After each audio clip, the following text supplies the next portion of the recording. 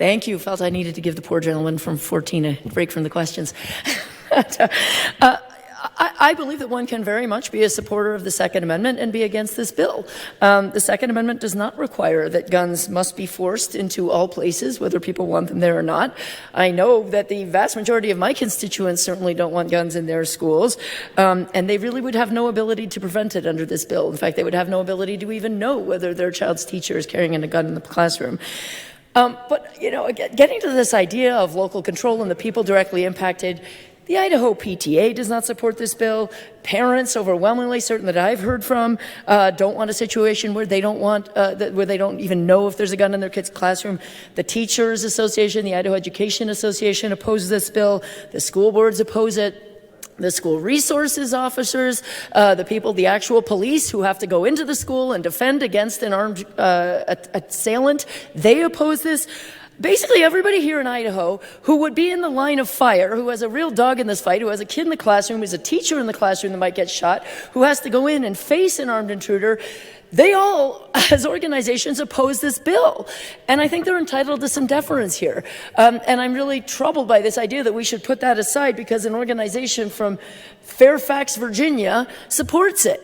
I think we should look at what the people right here in Idaho want. And these organizations who have the biggest dog in this fight by far are pretty unanimous in opposing it.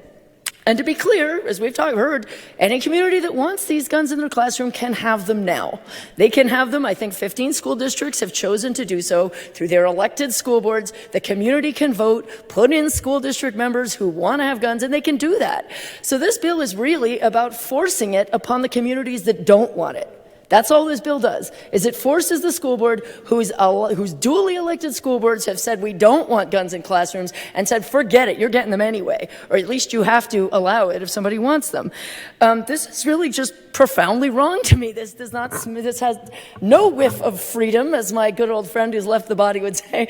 This is all about the strong hand of government forcing people to have things they don't want and do things they don't want.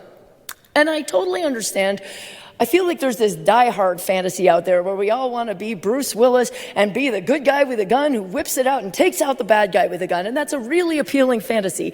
But that is really not how it plays out most of the time. It can, sometimes, rarely, but more often than not, the teacher forgets a gun in a bathroom stall and a 6-year-old finds it, or they forget it in the drawer of their desk and a kid finds it, or they may not have the greatest aim, and even in an emergency situation, it removes any possibility of de-escalation. They misfire, they shoot a student by mistake, the police come, they don't know who the bad guy is, they accidentally shoot the teacher.